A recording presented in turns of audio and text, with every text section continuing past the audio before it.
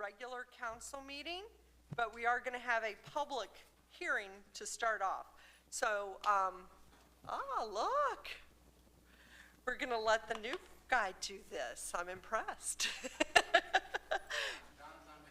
That's okay. That's not a problem. That's why you're here. Go ahead.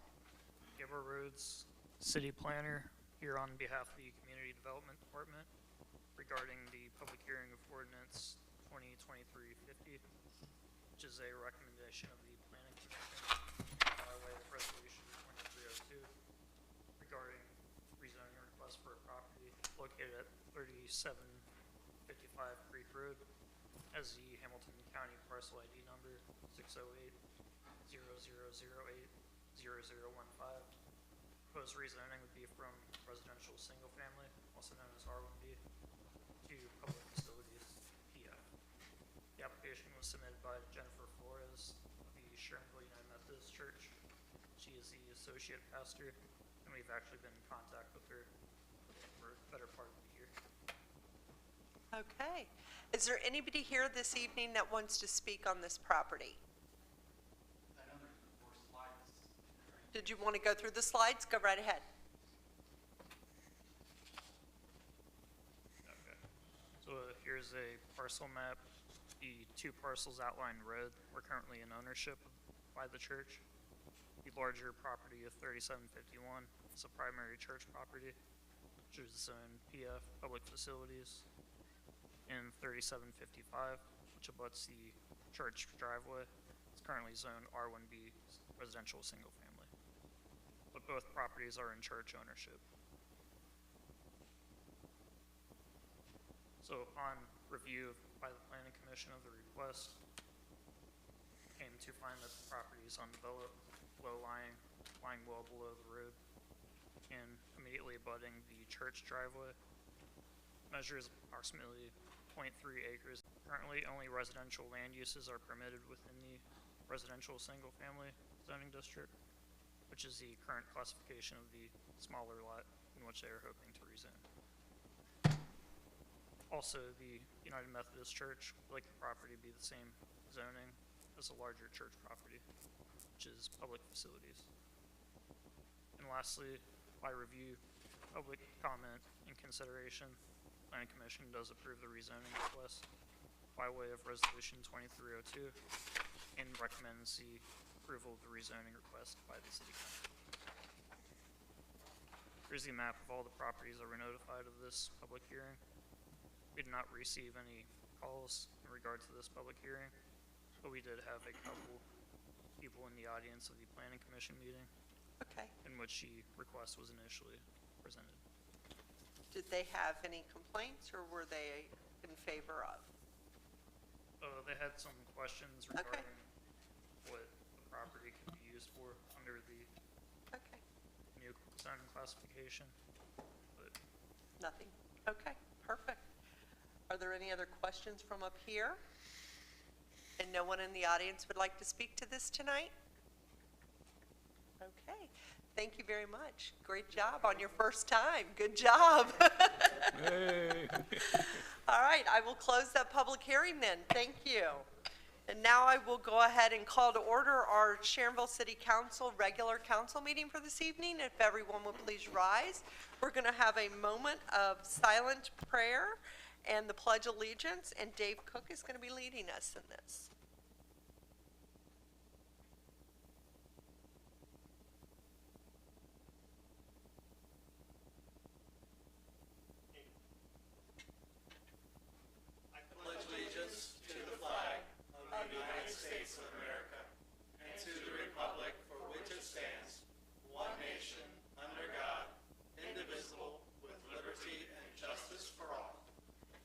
May be seated. Thank you.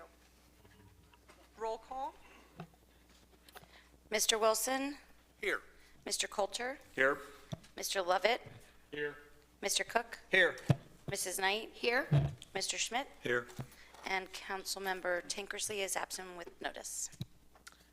Approval of the minutes from our August 8th regular council meeting. Were there any additions or corrections?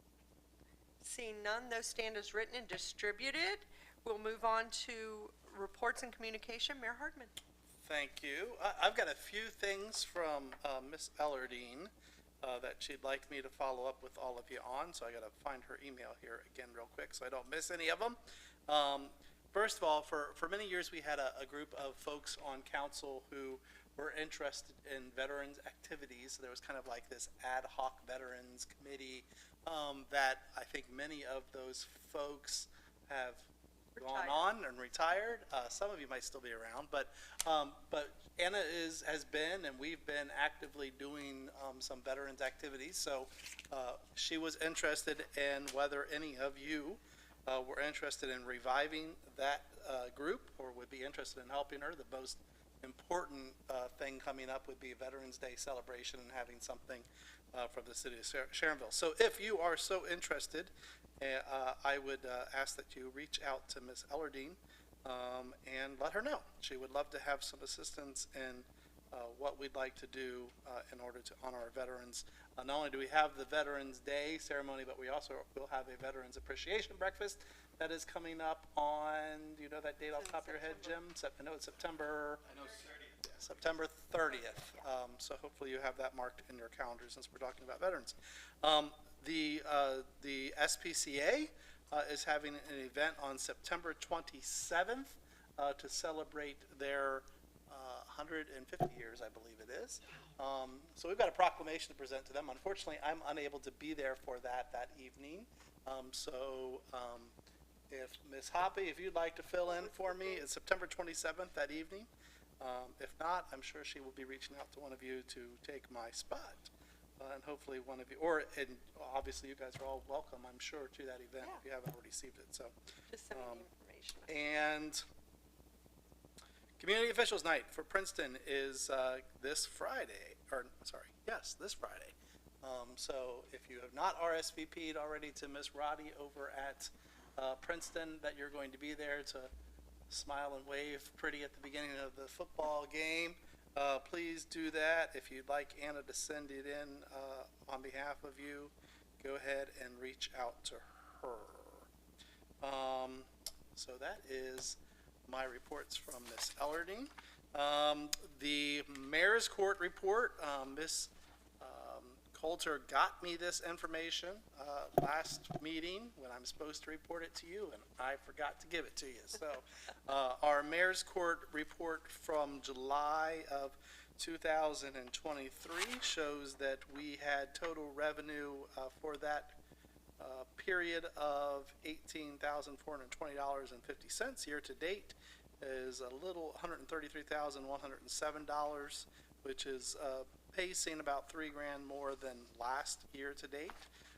So we continue to enforce our laws here in Sharonville and make it easy for folks to answer those issues here in our local court. That full report will be available on the minutes of the meeting. Finally, some of you have already had the opportunity. I think David introduced himself to many of you before this meeting, but I am pleased to welcome David McCandless to our administrative team as our new Economic Development Director here in Sharonville. David comes to us from his last work experiences for 12 plus years with Steve Shabbat in his office and working in the congressional office of Congressman Shabbat, specifically most recently up in the Lebanon area in his local office. He's got lots of experience, especially with small business. I think that we were very impressed with when we met with him and talked to him, and think he'll make a real positive difference here in Sharonville as a result of that background as we continue to grow economically. So welcome to David. David, stand up so everybody can see you. If you want to say a few words, this is your chance, or you could just stand there and wave. Nobody's putting you on the spot, so. Just speak. I just wanted to say thank you to the mayor and members of the council and Mr. Lucas for the opportunity to serve in this capacity. Great to get to work on behalf of your residents and already thriving business community. Also got to do some work outside the congressman's office with the city of Lebanon, serving on the board of Main Street Lebanon, a local organization dedicated to downtown revitalization and economic development. Currently a member of Lebanon. Thank you for the opportunity to be here. welcome. I think you already shook hands with most of Yeah. you, so we won't make him do the, we won't make him do the line. If he missed you before the meeting, make sure you say hi to him on your way out tonight. That is my report for tonight. Thank you. Anybody have questions? Seeing none, we'll move on to our Safety Service Director, Mr. Lucas. Thank you. Before we get into the legislation, people are receiving these wonderful property valuation letters in the mail recently and sparking some questions. So I reached out to Bridget Kelly, the Hamilton County Auditor, to see if she would be interested in coming today to talk about those letters and about the revaluation process. And she took me up on that, and here she is. Well, thank you so much to the Mayor, Madam President, and to you, Director Lucas, for inviting me to be here. And I love that you said that our letters were wonderful. It's a very good start to this. I don't know if I'm going to be able to do this how I thought I was, but it's all good. Again, my name is Bridget Kelly. I'm the Hamilton County Auditor. I've been privileged to serve in that capacity since this past March, when our team was already really hard at work on doing the full reappraisal that is required by the state. Prior to being in the auditor's office, I served in the state legislature for 6 years, and before that worked for the United Food and Commercial Workers Union. So when I was here, all I could think was grade 28, grade 28, grade 28, because I served with your state representative, Jessica Miranda, who is very proud of each and every corner of her district. So just by way of a little bit of background, I always like to say that when the legislature doesn't know what to do with some type of a statutory responsibility, that they just say, it's okay, just give it to the auditors. They'll figure it out, because the responsibility of the auditor's office are pretty broad and varied. So we're the chief financial officer for the county, the real property assessor. We sit on the county board of revision, the county budget commission. We administer the rental registration program, the homestead exemption program, the owner occupancy credit. We're in charge of dog licensing, weights and measures, and other duties as assigned by statute. So that's sort of the asterisk to that list. And as part of our role as a real property assessor, one of the major projects with which we are tasked is the reevaluation.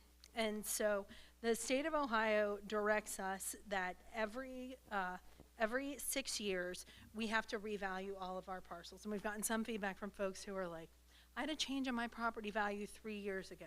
We're also required to update our data every 3 years. That's called a triennial update, and that's the cycle in which Butler and Claremont counties are in now. I know there's been a lot in the news about Butler County and Claremont County, and so they're actually in their triennial update cycle. We are in our full reappraisal, and then Warren County, another neighboring county for us, will be doing their full reappraisal next year.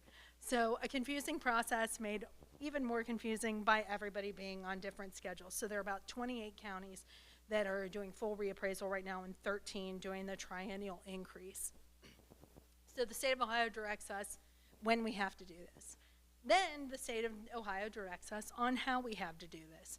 So the state requires us to use a uniform process to value each property. So when we go through the full reappraisal process, we actually have to view every parcel of property in the county, and we have about 352,000. So somebody will, win a door prize at bingo when they know the answer to that. And so we use what's called a mass appraisal process. It's used throughout the state, and it uses recent sales and market trends of similarly situated properties in order to reach an accurate market value. And so some people say, well, this is different, nobody came to my house, nobody came inside, because some people are used to a fee appraisal when you're trying to get a loan for a house or something like that. So we use a different process for this, quite frankly, because it is more affordable and we can have more staff for it. Because to do that kind of in-depth appraisal would be nearly impossible for us in terms of staff resources and money, frankly, with all of the other obligations that the county has. So we think that recent sales are the best indicator of value, and we know that the real estate market has been really strong, really robust, and it has had a direct impact on the market value of houses. So our staff has gone through, along with the help of an outside vendor, to revalue all of these parcels of property, to review and analyze the recent sales of homes and considered trends in the marketplace in establishing our 2023 valuations, which have been approved by the state. So overall, on average, the residential values in Sharonville increased about 35.5% in the tentative value.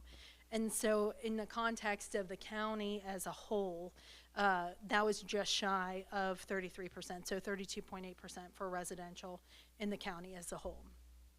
So what we're doing in our office as a service to the taxpayers is notifying folks of their tentative values. This is not something that we are required to do, but we think it's something important to do in order to add some transparency to the process, make sure that folks know what's going on, and to help us catch if we have any errors in our work prior to when we get those final values at the end of the year. So any property owner whose value changes between the tentative and the final will get another letter that says your value has changed. If your value has not changed between the tentative and the final, then you will not get an additional notification in the mail for that.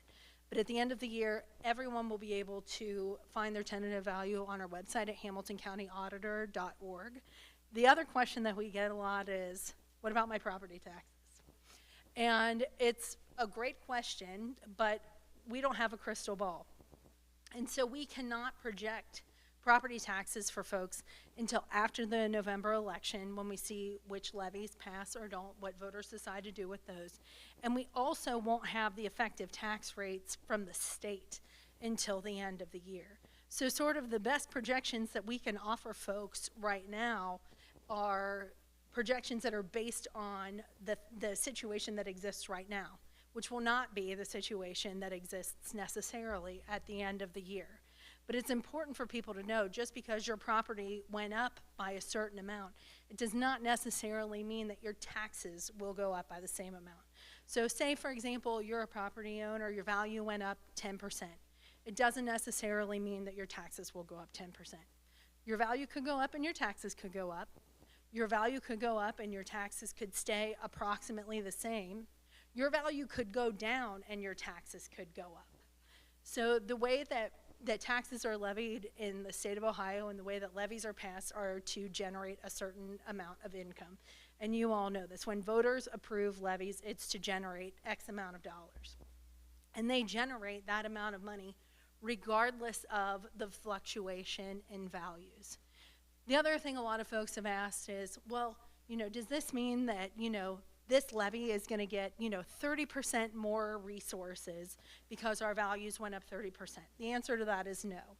So Ohio has built-in reduction factors so that those levies that were passed by voters to generate a certain amount of income will only generate a certain amount of income. So it's not like a levy that is meant to generate $1 million is suddenly going to generate 10 or 3. It will still generate $1 million regardless of the fluctuation in property values. Pardon me. So people can check out our website at the end of the year, and on the tax distributions tab, they can see exactly where their tax dollars go. And they can do it based upon either the value of their parcel of property at present, or we have a place where people can put in new values to see approximately what their tax obligation will be then. So if at the end of the year folks do not agree with the final value that has been approved by the state, there is additional recourse for them. They can file in the Board of Revision, and that, again, there's more information available on that on our website at hamiltoncountyauditor.org, and we'll talk a little bit more about that process later. So I want to talk a little bit about the timeline so folks know, because we've been getting more questions about that. So summer of 2023, the tentative valuations have been approved by the state. So we go back and forth between the states. So not only do they tell us when we have to do our job and how we have to do our job, but they also approve our values to tell us if we have done our job appropriately or not. And so again, these tentative value notices that we've sent out, the values have been approved by the state of Ohio. And so that's why folks are getting their tentative value letters. I'm not sure the schedule in Sharonville, but we actually mailed out the tentative value notices in smaller batches so that we could make sure that our small but mighty team in the auditor's office could be prepared when people called us. So you send out 350,000 letters at one time, it creates a little bit of work for our staff. So we've been sending them out in batches of about 50,000, but everyone in the county should have their letter by the beginning of September. And again, that's not something that's required, but it's something that we do in order to be transparent about the things that we're working on in our office. And I will say the auditor's office has relatively small, we have about 75 people, but very experienced staff who is committed to transparency and accuracy. And again, that we really want to make sure that when we do our work, we do it right and we do it correctly. And so similarly situated counties have about twice as much staff as we do. So I'm really proud of our team and of the work that we do. So after that happens in December, that's when folks will be able to see their final values and also be able to check out their property tax obligation, because we'll be past the point of the November election, and we will also be at a point where the state has given us the effective tax rates. And for people in your community who are curious about the impact of proposed levies, that will be available on our website probably within the next couple weeks, so folks can see on proposed levies approximately how much it will cost per $100,000 valuation of their homes. So after they get their final values, that's when folks can decide if they would like to dispute their final valuation. If they say, hey, you really got this wrong, then they can file a complaint with the Board of Revision. And the Board of Revision is comprised of designees from the Auditor's Office, the Treasurer's Office, as well as designees from the President of the County Commission. So it's a panel of 3 people who will consider evidence that folks provide to them to say, hey, you got this wrong, and this is why. So again, if folks get on our website at hamiltoncountyauditor.org, click on Board of Revision, there's more information about the process. There's more information about the types of evidence that folks can bring in, suggestions, and things like that, so people can get familiar with the process. The time to file is between January 1st, 2024 and March 31st, 2024. I'm going to say that again because there are no extensions. It's set forth in statute, January 1st, 2024 through March 31st, 2024. And we think we are going to have a pretty busy Board of Revision season, because that's typically been the case when we've done revaluations. And so we are really committed to doing it efficiently and accessibly. So again, January 1st, 2024 through March 31st, 2024 is the time to file in the Board of Elections. And in the meanwhile, if people have questions or want more information, they are more than welcome to contact our office, 513-946-HOME, 513-946-HOME. And we'll be happy to answer questions. You know, we can't do sort of a preliminary Board of Revision hearing, but if folks need to update their information or things of that nature, we're more than happy to help them. So again, I really appreciate the opportunity to be here tonight. Happy to take questions now or after the meeting. But again, thank you so much for the invitation to join you and to talk about this. Thank you. Anyone have questions now? Mr. Wilson?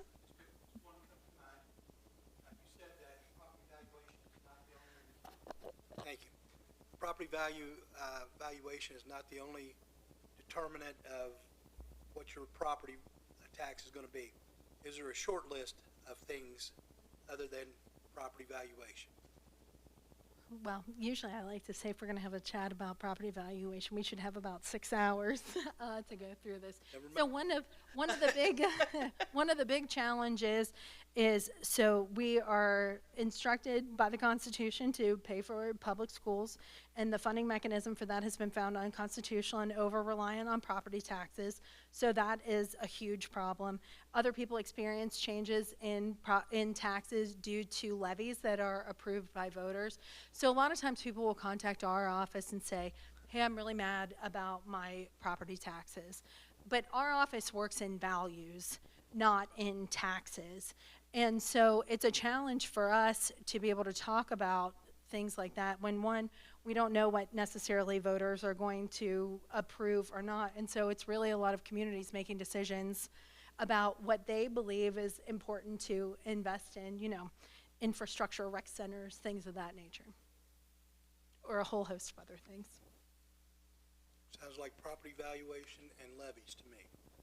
The biggest impact, I think, is voter-approved levies and what communities elect to invest in. Very good, thank you. Thank you. Anyone else? Mr. Cook? I've not been on the website for just a few things. If someone does want to contest it, what normally do you see, like what data information would they bring? Okay, so a couple examples. Thank you for the question, and thank you for the question also. A couple examples of things that folks can bring with them would be a fee appraisal, so another appraisal that maybe they've gotten either for these purposes or for refinancing, something of that nature. A signed estimate from a contractor about work that might take place in their house, comparable sales in their neighborhood that they think are a reflection of what their house might be worth. And again, there's a whole list on our website at hamiltoncountyauditor.org, and those are just some examples of things that folks can bring in. Sometimes we have people that come in and just say, you know, this is what you said my value is, and my taxes are too high. And that is not substantial enough evidence generally for the folks on the board to consider. Or they'll say, you know, I'm really mad at my value. Also not substantial enough evidence to come in. So we really need people to bring in things that can provide us the receipts about why their evaluation should be what they say it is as opposed to what we do. Okay, thank you. Anyone else? Mr. Lucas? Just a comment. Bridget mentioned a tab that residents can push to show you where property tax dollars go. And for any residents who are watching, if you hit that tab and look for the city, you'll find $0. We're one of the few cities across the state with that type of approach. And I'd also encourage your residents to, you know, look up their homes on our website because, you know, sometimes we have mailing addresses wrong. Sometimes people might have changed from, you know, a bath and a half to 2 fulls. And we want to make sure that our information is as accurate as possible. So if folks want to get on there at hamiltoncountyauditor.org and just check that out, I mean, let us know if there are things that need to be updated because, again, we want to be as accurate as possible. Perfect. Mr. Schmidt? Quick question. I think you covered it. When we're voting on the, let's say, levy in November, that per whatever valuation, is that the current or the future? It will be, so it's based on the every $100,000 worth of valuation. So if your house right now is worth $100,000 and then we say your valuation is, you know, $150,000, then folks can sort of extrapolate that onto their. Yeah. Correct. Correct, and that's something, again, that we try to provide as a service to folks to make sure that they can be as informed as possible. Because, again, as you said, Councilmember Wilson, I mean, that does have a huge impact on the property tax obligation for people in the county and communities all across Hamilton County.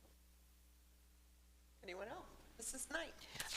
Are you available to come out and speak to groups or? Absolutely, I would, Okay. thank you for the question. Yeah, Yeah. I'd love to come out because this is something, you know, that only happens every 6 years and folks are busy, you know, working and taking care of their families and living their lives, and so people don't always have time necessarily to know the nooks and crannies of reappraisal process in the state of Ohio, so I would be happy to come. Okay, I'm the president of the Sharonville Senior Citizens, and I think they would all appreciate the knowledge and guidance and that. So maybe I'll get in contact with you. And That would also be a great time if you want to talk about the homestead exemption, because there might be some folks in that group who may qualify. And again, that's something else that people can see on our website. If people qualify for the homestead exemption, the owner-occupied tax credit, so glad to do that. it's just a lot of them don't have computers and that kind of stuff. So if we could I'll schedule a time with you to come out and speak with them. That'd be They'd wonderful. appreciate it. As long as it's short and sweet, that's all they care. Don't mess with their games. In that case, maybe I need to stay longer. Anyone else? Thank you so much for giving us your time. Thank you for We having me. appreciate Thank you. it. Okay, moving into the legislation, ordinance 2023-46 deals with those people who are parking in city parking lots for non-official business. On a periodic basis, I think we've had each department head reach out to the police department about people who are parking in the lots who really shouldn't be there. Linda's a prime example in the audience tonight from an income tax perspective, but Jim Downton's reached out, Michael Blomer's reached out, even Chief Nesbitt has had an issue with people parking in the police lot, not there for police business. So right now, our current ordinance to try to enforce this is really cumbersome. This ordinance tries to simplify it. We'll put signage up per the ordinance that basically says parking for a city official business only or something similar to that. If your vehicle is towed, please call the police station and they'll give you all the details where it was towed to and all the appropriate specifics from there. We really think this is the way to go, just to make it an easy process versus what we have now. Any questions on that? Next ordinance, ordinance 2023-49. It's probably been a half year to a year ago. We reached out to George Glover with a potential state law change dealing with newspaper publications of legislation. You know, who reads the newspapers any longer? Who reads the details in the back with, you know, council notices, right? So we asked George to spearhead a state law change that we could start putting this, and anyone across the state could start putting this on the website and or social media, and social media per how the state bill was approved. We could also put it on the state's public notice website. This will save us money, and it's really more effective as an outreach to our community. So if there's any questions about that, I'll entertain those. Anybody? No, perfect. Go Terry. Ordinance 2023-50 is the rezoning of the parcel up by the Methodist Church. That was the subject of the public hearing earlier tonight. Ordinance 2023-53E is the annual grass cutting assessment ordinance that Steve is here this evening to talk about.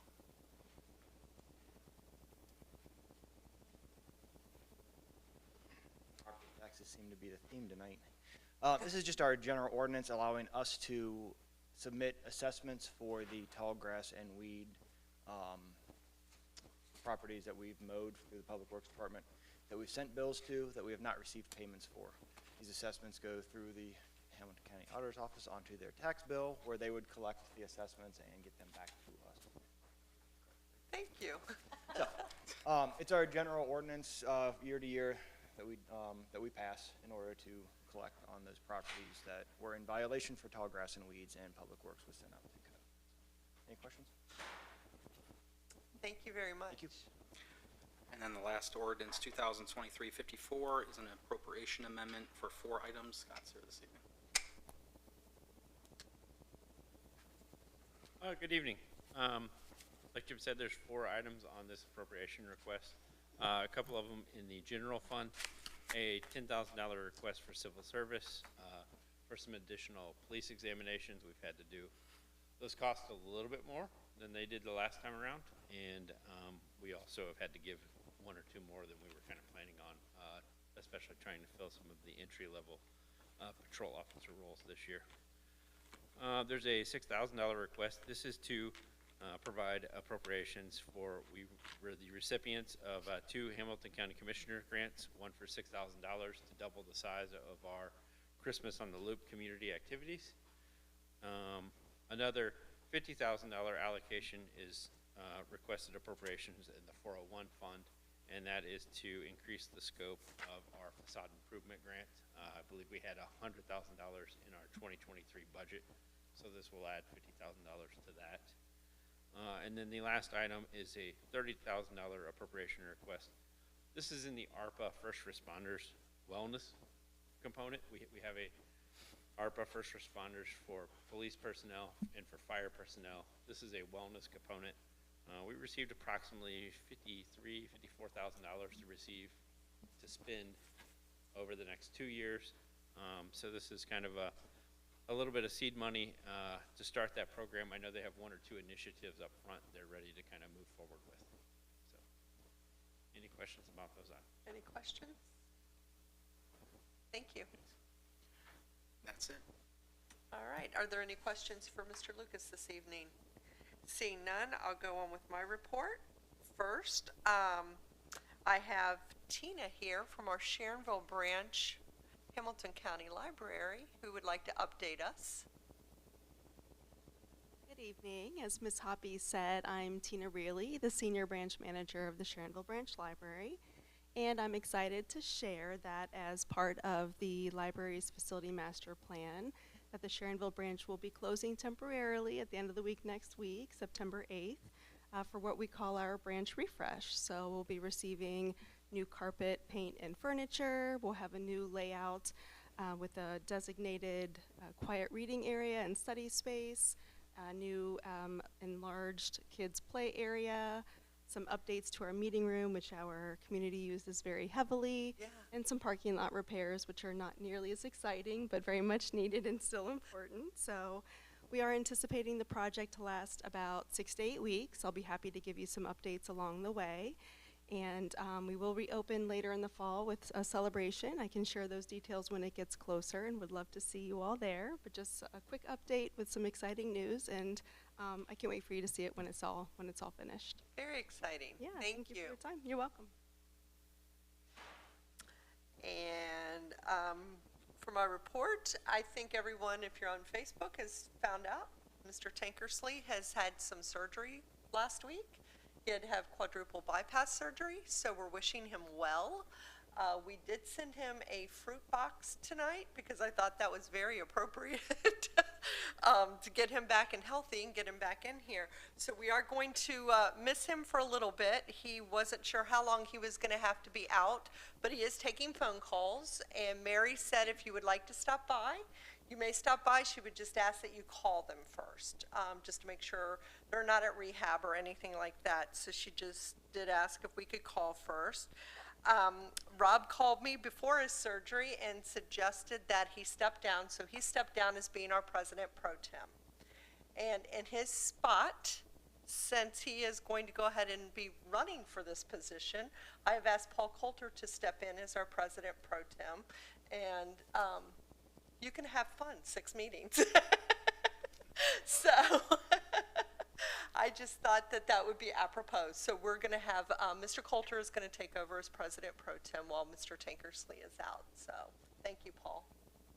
I think we do have to vote on it. So we, but I did, break his arm to say, would you please put your name in? If anybody else would like to, nobody has really said that they would like to. Yeah, everybody's like shaking their head. Sorry, Paul. We're going to do a voice vote on that. So all those in favor of Mr. Coulter being our president pro tem, say yes. Yes. Those opposed, say no. You can't say no, Paul. All right, that passed. Thank you all very much. I do appreciate it. And keep Rob in your thoughts and prayers. The easy part, I think, is over. I think his hard part's going to be his therapy. So he sounds really well, though. And that's all I have for my report. We'll go on to Mrs. Buhite for Clerk of Council. Thanks. I don't have a report, but if Rob is watching, I hope he gets well soon. Thank you. Our auditor, Mr. Cunningham.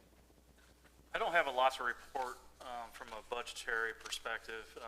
Our expenditures are pretty much on line with our budget, kind of the way they should be at this point in the year. So not a whole lot on that. Mr. McKeon has his report tonight, so I'm not going to steal any of his thunder, so maybe some comments after that. Okay, thank you. Mr. Irie, our treasurer. Yep, just a brief report. We are almost 59% of the way through the year, through July 31st. And on the tax report, you can see that year-to-date, we're up 1.17% in total receipts, and the lodging tax is up 28.94% in total receipts for the year. I just want to note that prior to the meeting tonight, we had our annual meeting with our representative from Red Tree, And just wanted to pass along some numbers, just interest income that the city makes on our Red Tree investments, because we don't get to talk about them that much. But so year to date, we have $815,000 in interest income, and so that projects out to be about 1.2 million in interest income alone on those investments. So that's where we stand. All right, that's all I have. Thank you. And we'll go to our law director, Mr. Lippert. Thank you. Nothing to report unless anybody has questions. Anyone have any questions? No, thank you. Now we can hear from our finance director, Mr. McKeon.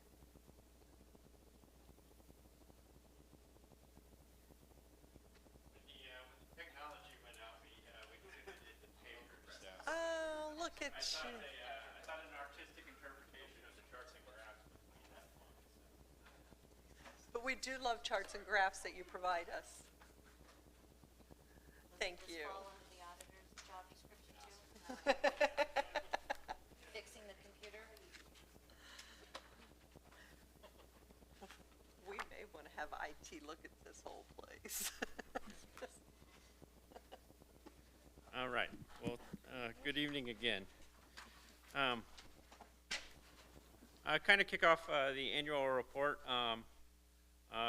Similar to many previous years, I want to give a lot of thanks to the staff, also to all of you for the support that you give throughout the year, and then just to say, 2022 was a really good year, and we'll kind of get into lots of different aspects of 2022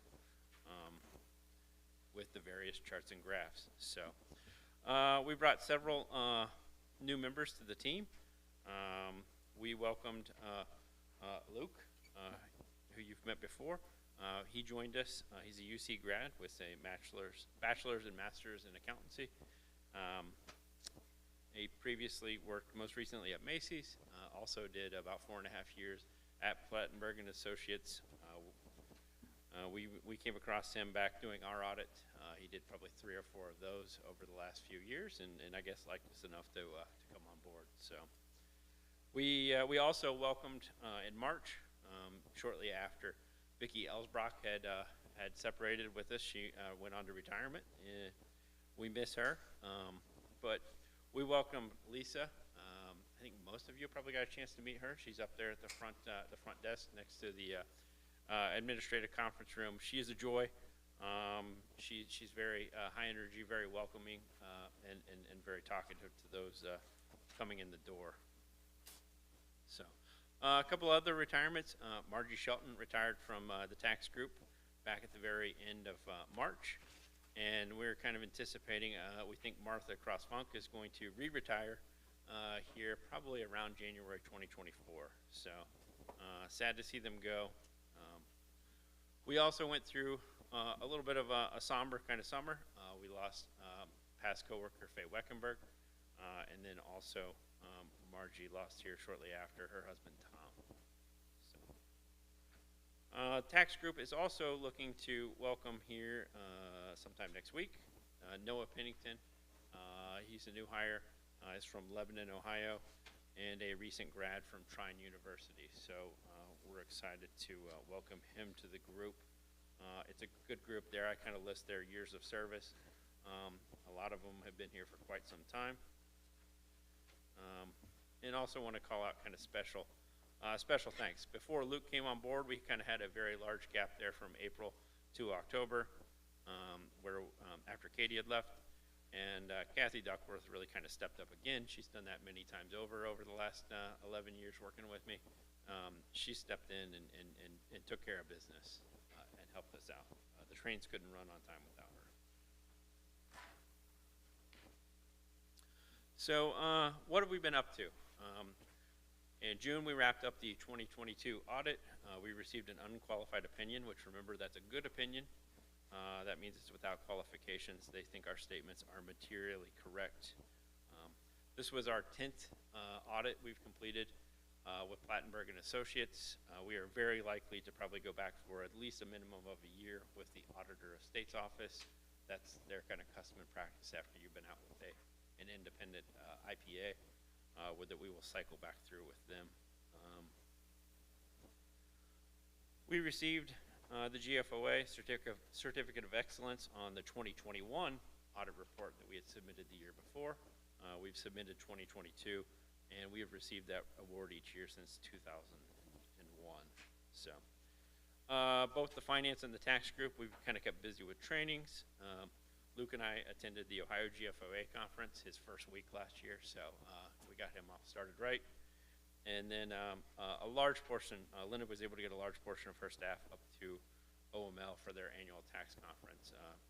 Income tax at a municipal level continues to evolve, and good to keep that group. Some of them that hadn't had a whole lot of outside training opportunities before, and some that had, but able to keep them up to date. The tax continued with the hard work of Linda. Continued a lot of our collection efforts. DHG, the Attorney General's office, has been a great tool to go after delinquent balances. We've collected approximately, a little over $250,000 through that avenue, and we have several other hundreds of thousands of dollars we've submitted to them for collections. It's been a really great resource to have, very effective. We are also really starting to address non-filers and bringing those forward here to Mayor's Court in the next few months. That's kind of begun. Non-filers, not all of them, but many of them are not filing for a reason, and a lot of times it's because there's a fair amount of balance due once the documents get received. So we've had some success with that we detail out there.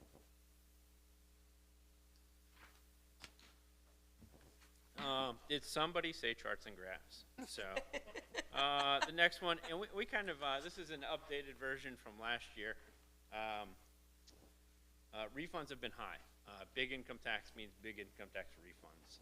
We've ramped up in the budget process from about $700,000 to $800,000 that we estimated to go over to our 706 to pay the refunds out from that fund. We've ramped that up to a little bit over $1 million because we're trying to keep that refunds fund kind of at a steady place. It is at a good place, not a great place, but we've been doing well. So we paid out well over $1.3 million in 2022. There was a large one-time net profits refund that kind of fell through that data and really skews it quite a bit. And we're on, we're on pace. We're kind of projecting to be right there in that ballpark this year. And that's kind of assuming that we don't have any kind of large one-time refunds that sneak through like of that magnitude. So, kind of on the refunds discussion, the Ohio Supreme Court back in March held the hearings on the 2020 work from home issue and case. If we're expecting that decision to come out any day, and if so, we would have $65,000 worth of refunds that we would have to pay out related to 2020, with the possibility of some additional ones kind of going back and being filed on top of that. So, I know the refunds kind of were a little bit of the doom and gloom of the tax world. We get into some more tax information here later on, but we obviously have had some very successful budget years. The next two tables kind of focus on our year-end set-asides. Been a very effective program here since 2015, coming off of the 2014 GFOA study, kind of setting goal fund balances, and we've been very fortunate to have expense, budgets that come in under budget, revenue budgets exceed our budget, and we've been blessed to have some very wonderful set-asides. The first table lists out the general fund set-asides that we've made. A fair portion going to capital, and then the next page, it's kind of off on its own, but that's a table of what we've been able to do with fire set-asides, which has been no small feat. We've bought multiple fire engines and ambulances kind of through this program, along with doing some pretty major station renovations. So, along with kind of hedging for separation benefits, which were a major concern of future kind of liability over there with that work group. The next couple of pages discuss capital assets. The bar chart here is discussing our governmental, kind of our net assets. This is where we've been putting a lot of these set-asides to work. Very impressive. We kind of grabbed 3 years over the last decade, 2012, 2017, just to kind of show the trend, and then where we are at in 2022. The different colors represent the different asset classes that we maintain in this. We keep land, which is not depreciated. We keep CIP, which we'll talk about CIP here more in a second. CIP is construction in progress. That is the stuff where we've laid out some stuff that we know we're going to capitalize, but it's not done when we take the snapshot at December 31st. So that project's still kind of outstanding. So it kind of goes into a little bit of a CIP holding pattern. There's also land improvements, not a big portion of the portfolio. Our buildings, we've spent a fair portion on buildings over the last decade. Infrastructure, we've spent a lot of money investing in our infrastructure and revamping that over the last decade for sure. Machinery, equipment, and vehicles, which kind of keep up similar pieces of the puzzle. Most of this have kind of stayed proportionate throughout the decade. The biggest riser is, the percentage-wise, is infrastructure's grown 17% of our net assets back in 2012. And now, it's 17% higher right now in 2022. So there's been a lot of street projects over the years. Land does go down 10%. The two biggest, or maybe the two only contributors to that, are the 2 parcels on Chester Road. We sold the one to Third Eye Brewery and took that off the books. There's the other parcel nearby that we transitioned late last year over to the CIC. So that's kind of why the land value actually does go down over that decade. We have purchased some property a little bit. That property we've purchased is in the CIC's name, which is not reflected here.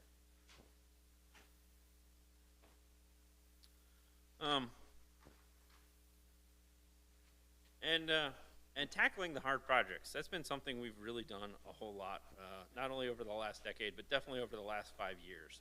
After we got caught up on the street programs, we turned to a lot of hard projects. We put in sidewalks on Plainfield that they thought couldn't be done. We got the parking blocks that used to be the fake curbs on Chesterdale, and, knocked those things out. So with this CIP, like I described earlier, this is really just assets that are under construction. So as projects get completed, they fall off the list. So the major contributors in 2018, what really started the spike was the Chesterdale Road project, the Fields Erdel project we all remember, and that year had the really big street program. That did not wrap up in 2018 like a normal project does. In 19, the Chesterdale project and the street program obviously come off. They did get finished, but we spiked up to $10 million. With the addition of the police station really started to go in earnest. The admin renovation got underway, and Fields Erdel just kind of continued. That project continued to grow as it was starting to wrap up. 2020, Fields Erdel comes off. The admin renovation completes.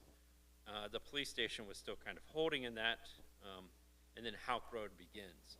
So Fields Erdel coming off and Houck Road's why that one kind of looks like a little bit of a, not so much of an increase. We spike in 2021 up to $15 million. The police station was still in that kind of value. Gorman Park starts up, and then obviously Houck Road is kind of really taking off and running in 2021 from a snapshot of how much money we had expended on that project at December 31st. 2022, it takes a major spike down. We went ahead and capitalized the police station. We actually are still kind of trying to wrap up the final punch list on that project, and we are holding the retainage, but materially speaking, the asset cost what it cost, and of a 50-year life, we were going to be 8% through, that life, so it was time to start depreciating the asset too. So we shifted it off. So, and then the convention center is the red line. That one starts to spike up there. I wouldn't pay too much attention to the fact that those values cross each other, but it's I mean, as these projects hang around, they linger. They definitely have dominated large portions of all of our time, for sure. And it's just kind of crazy how since since going into the pandemic, like projects just don't start and finish in the same year. These things linger.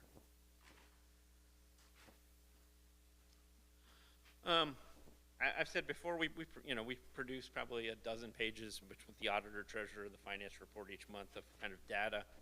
We have an annual comprehensive financial report as part of the audit that's 230 pages. So, I mean, we kind of have a lot of data out there we send to you or out there on the street. So I like to take a few pages out of our comprehensive report. They might not be the most popular out there, but they're some of my favorites, and kind of always like to share those. The first one, I've done this every year since my second year, and that is the proportion of our top 10 taxpayers. Currently, we're at 26.82%. Last year, that was 24.75%. It has been as high as 38.9%.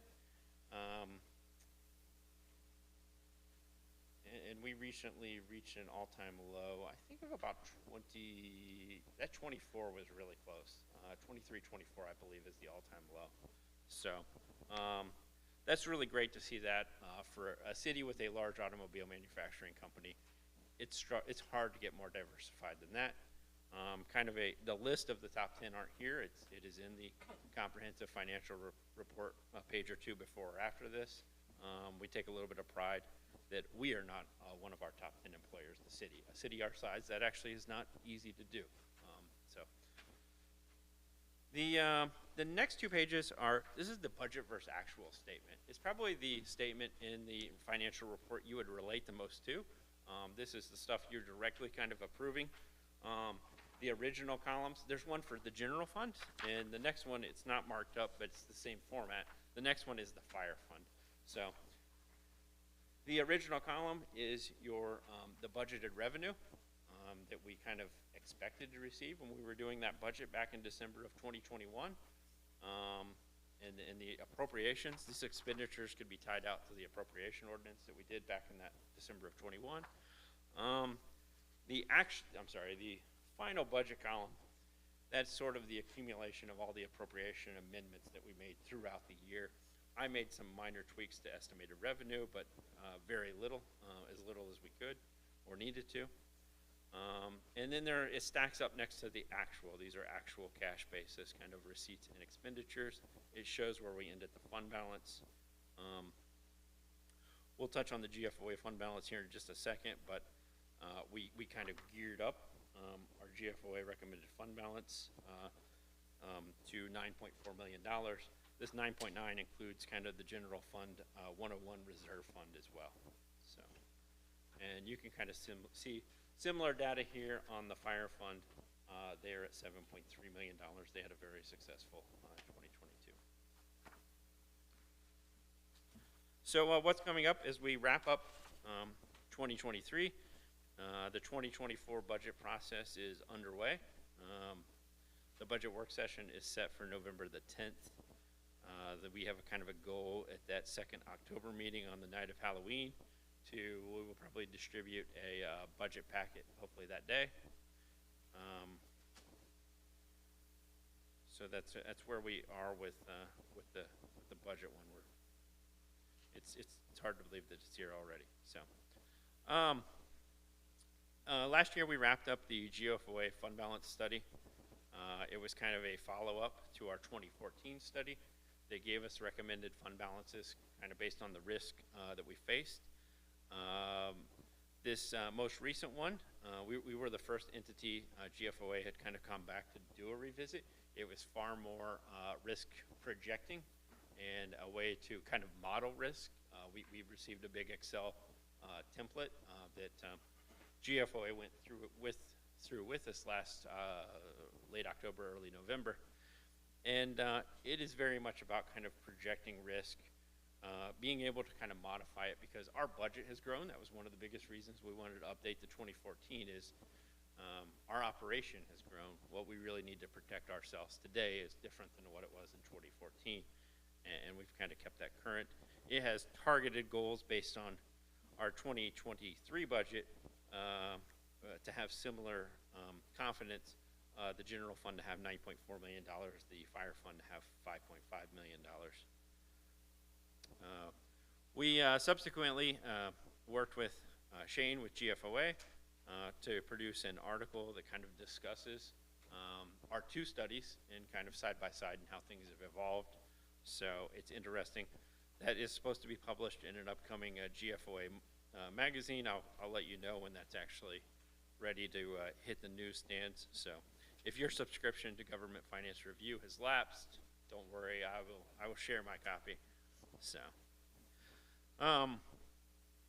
over the next 2 months, we are going to be very busy migrating over to an updated version of CMI from the tax product in the FinX and FinQ over to CMI authority products.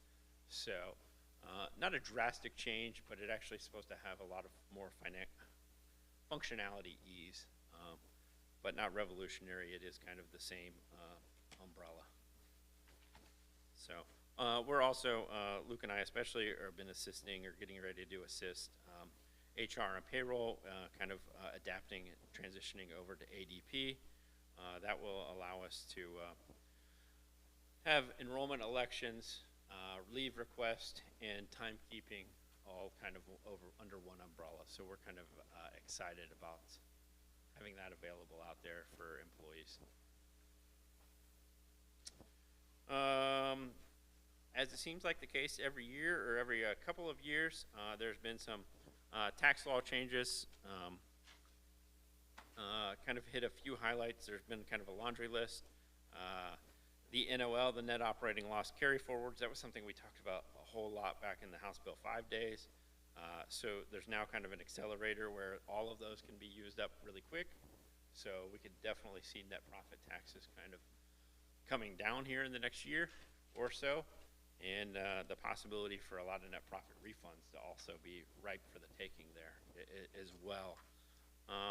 The state operating budget, House Bill 33, included a laundry list of municipal income tax changes that have been thrust upon us.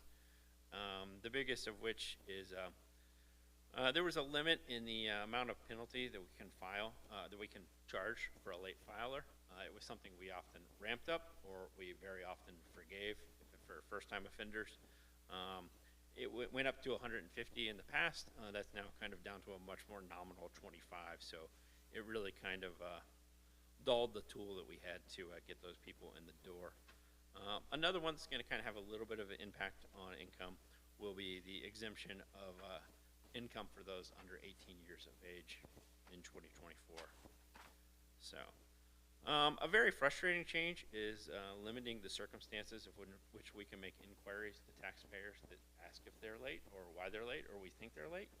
And the possibility for a taxpayer to, I want to say assess, but that might not be the right word, but basically to charge us up to $150 because they might actually have to have an accountant making a response to us. So,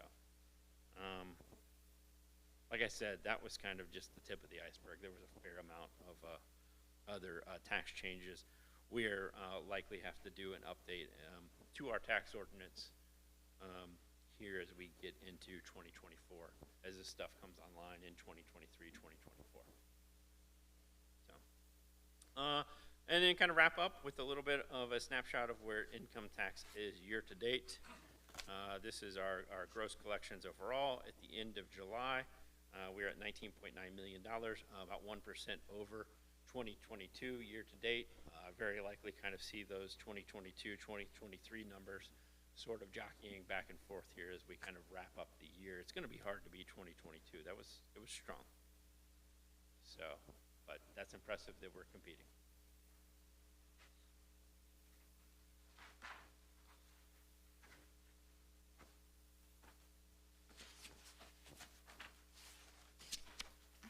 Any questions? Sorry we cut the laser light show due to supply chain restrictions. So. That's okay. Yeah. I still like your graphs and your charts and the dollar amounts. Mr. Cunningham. I don't have a question, just a comment.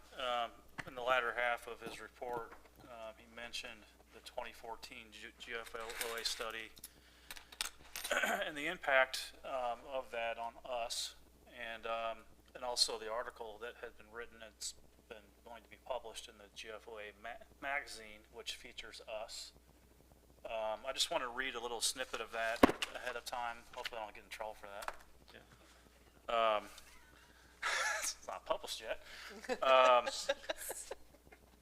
What does make Sharonville distinct from many other local governments is that the city has pursued a fully risk-aware approach to reserves since 2014. In this article, we'll see how that approach to risk has served Sharonville and how the city has adapted its reserve strategy to changing risk profile over the almost 10 years it has been using this strategy. Now, I think that's pretty impactful because those of us that have been around for that long, we've seen the effect of that. And what a great decision that was made back then, and a great decision that we've made again, doing it again. But we can't do that without such leadership that we have in that department. And so I want to give Mr. McKeon all the props for that, for making that happen and leading us through that. Because, you know, a GFOA study is one thing, but having leadership to lead us through that is another. So thank you for your work. Yes, thank Oh, you. no problem. Thank you. Anyone else? Thank you. Residents that wish to be heard this evening, come on up. Don't fall. Tim Schmidt, 12215 Pickwick Place. I do want to mention, when I was playing golf today, people were talking about the real estate values and everything, and I pointed out to them that Sharonville does not collect real estate taxes. There is no real estate tax paid to Sharonville. But I'd like to make some comments on what Ms. Kelly said, and if this is inappropriate, let me know. I do respect all of you. We got letters about the new valuation and everything. On the one piece of property here in Sharonville, property that was bought by our parents in the 50s, and we bought from our parents in 75, that on the one column it had current value, and then on the next column, the new value. Well, on the one piece, it said the current value is 0. I looked up our real estate tax bill that I paid in June, and it was $300 and some thousand, but it had 0. The new value was a lot higher than that. One of the properties almost doubled in value. So I don't know, I mean, it just, to me, I don't know how it could move that much. I mean, we haven't sold any of the property, not much of the property around us is sold, and... You're in Sharonville, you're worth a whole lot more, honey. Well, I mean, some of the Reading property also. Oh, I'm sorry. And the one thing that I don't know how to, the state tax commissioner who makes a lot of these rulings and everything is somebody, and a lot of people don't realize, is not elected. It's an appointed position. So there's no way the residents or the voters can, other than changing the whole state hierarchy. So anyway. Thank you. You're welcome. Mr. Schmidt, she wants to talk to you. Yeah. She is going to talk to you. Is there anyone else tonight that wishes to be heard or wishes to speak? Seeing none, we're going to move on to our council committees. Community Development, Mr. Wilson. Yes. The Board of Zoning Appeals will meet next on September the 13th at 6:30, immediately followed by the Planning Commission meeting that night. And if Rob is out there watching, just know that in your absence, I've continued to adjust your seat because I know how much you appreciate that. You're welcome.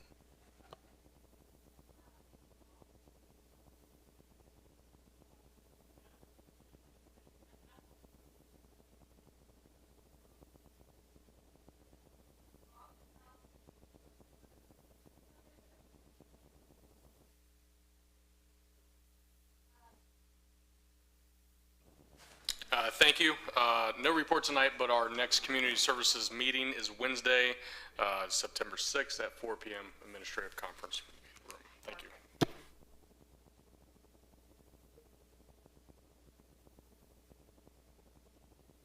Thank you. No report on budget and finance. Our next meeting will be on September 12th at 6 p.m. in the Administrative Conference Room, and no report on project oversight. Thank you. Thank you. Citizens, Mrs. Knight. Tonight, I'm honoring all the citizens of Sharonville for how they kept their lawns so beautiful. It's such a pleasure driving around Sharonville looking at the lovely yards. I just can't say, at least on Malaire, every yard is mowed and kept great, and it's a joy to, and I've noticed it everywhere else too, but I know. Very good. Thank you. Law and Public Safety, Mr. Schmidt. Thank you. Our next meeting of Law and Public Safety will be Tuesday, September 5th, 4 p.m. Administrative Conference Room. Thank you.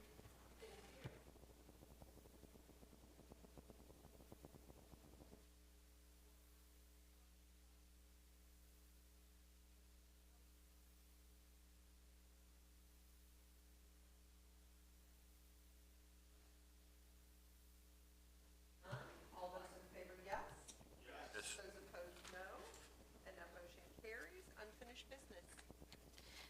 Third reading of ordinance 2023-46, amending codified ordinance 351.20 to simplify the required notice. Is there a motion to pass ordinance 2023-46? Please know Mrs. Buhite will appreciate each and every one of you. So moved by Mr. Lovett, second by Mrs. Knight. Is there any discussion? Seeing none, roll call. Mr. Wilson? Yes. Mr. Coulter? Yes. Mr. Levitt? Yes. Mr. Cook? Yes. Mrs. Knight? Yes. And Mr. Schmidt? Yes. Ordinance 2023-46 has been approved. This is a third reading of ordinance 2023-49, amending codified ordinance 125.01 to change the way ordinances are required to be published. Is there a motion to pass ordinance 2023-49? So moved by Mr. Wilson, second by Mr. Lovett. Is there any discussion? Seeing none, roll call. Mr. Wilson? Yes. Mr. Coulter? Yes. Mr. Levitt? Yes. Mr. Cook? Yes. Mrs. Knight? Yes. And Mr. Schmidt? Yes. Ordinance 2023-49 has been approved. Third reading of ordinance 2023-50, rezoning property located at 3755 Creek Road, auditor parcel number 608-0008-001500, from residential single-family to public facilities. Is there a motion to pass ordinance 2023-50? So moved by Mr. Lovett, second by Mrs. Knight. Is there any discussion? Seeing none, roll call. Mr. Wilson? Yes. Mr. Coulter? Yes. Mr. Levitt? Yes. Mr. Cook? Yes. Mrs. Knight? Yes. And Mr. Schmidt? Yes. Ordinance 2023-50 has been approved.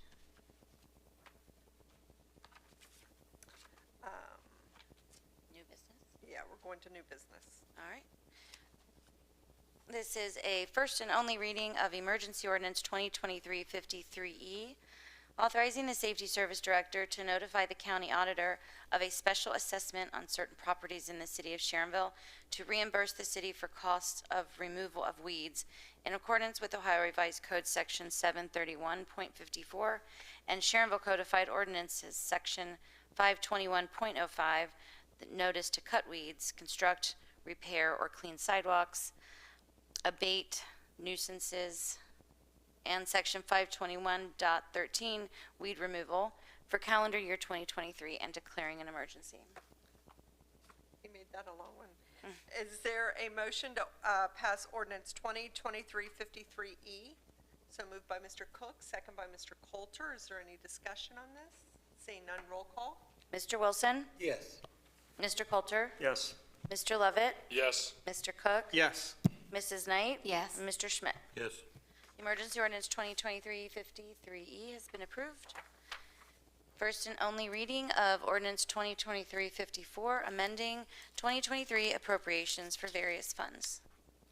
Is Is there a motion to pass ordinance 2023-54? So moved by Mr. Wilson, second by Mr. Lovett.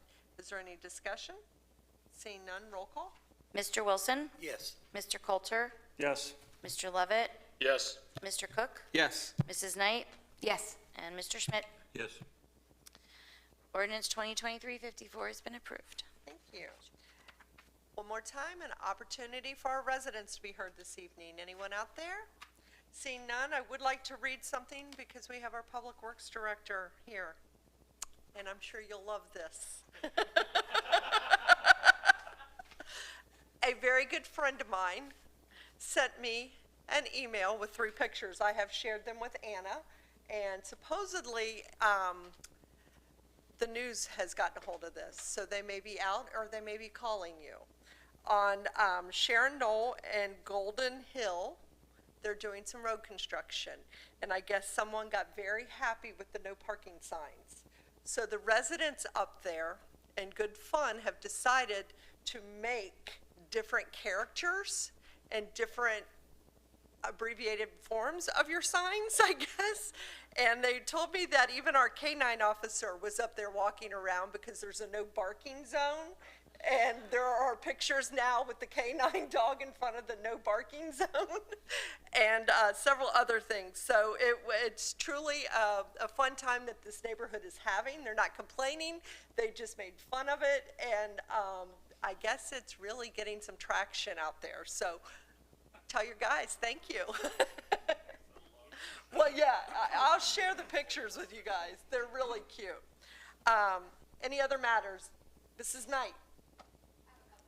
I have a couple things. Just to remind all the veterans of Sharonville that the sign-up is September 5th, the breakfast on the 30th, but if you're a couple of days later, since that's around the holiday, that's good. So we just hope everybody gets signed up so we can honor you at this breakfast.